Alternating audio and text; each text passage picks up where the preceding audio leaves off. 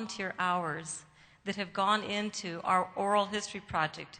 And by the way, NAHJ is one of our partners, as is CCNMA, and a lot of people in this room have done interviews for our World War II project.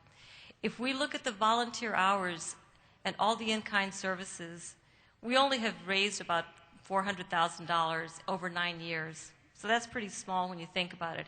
But if you look at the volunteer hours, it's been about $3 million, counting all of our volunteer hours. That's pretty impressive. All the work that I've ever done and that most of the stuff that NAHJ has done has really relied very heavily on those volunteers. Lots of NAHJ members, but even people that weren't members, and even folks who weren't Latinos. People like Larry O'Donnell, Bobby Bowman, Reggie Stewart, they're not Latinos, but they believed in our mission.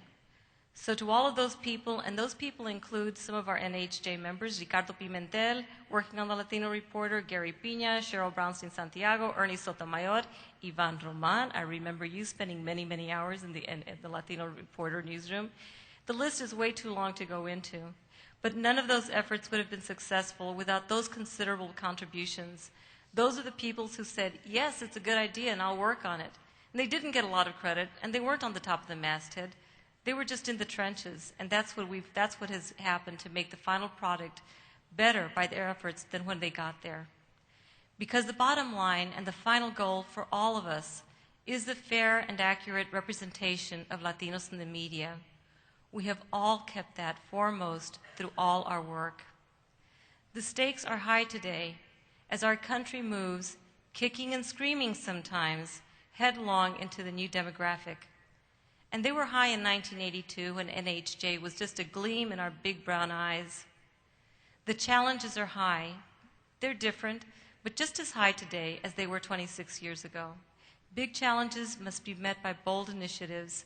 And so we all have new opportunities to find ways to meet those new challenges, to find new ways to make sure that Latinos and Latinas are portrayed accurately and fairly in the media.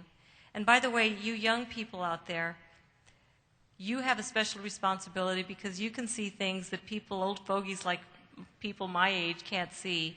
So we're counting on you to develop some of those new ways of disseminating news that we can't think of. Our country needs NAHJ. It desperately needs NAHJ. It needs NAHJ to strengthen our democracy, to make it more representative than certainly it is now. There are many who won't recognize how much NAHJ is needed, and some who will lay down great new obstacles to our success. But we must persevere for the greater good. So keep the faith, baby. My own work has turned now to creating archives, and that may be used by journalists and scholars to write journalistic treatments and books about different aspects of the Latino experience. Our World War II project has been pretty successful, and we've developed a model of sorts. So here are my 2 wishes. Number 1, this is for you, Yvonne, that NAHJ put its own archives into a repository, whether it be at Stanford or UT or wherever, because right now NAHJ's history has not been written into book form because there is no central archive of NAHJ materials. Y ya me canso de decirlo, and so does Felix, I'm sure. I realize that all of our documents, our photographs, are scattered in garages and attics and file cabinets all over the country. There are probably hundreds of people here tonight. Well, maybe they're not here tonight because they've left, but some people who were here tonight who have in their personal possession NAHJ materials that would be gold for historians. My second wish is that NAHJ embark on its own oral history project of its people. People like Charlie Erickson, who have given so much, and others should be interviewed, and interviewed right away. Right now, if you read a journalism history textbook, you'll be hard-pressed to find any mention of Latinos. And that's because, in part, we haven't written our history ourselves. I'll be glad to talk to you about it, and I'm sure Felix Gutierrez will as well as Manny Flores.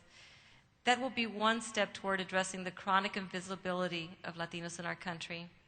So that's my granito de arena, my grain of sand. But when we all put our grains of sand together, we have shown time and time again that we can move mountains.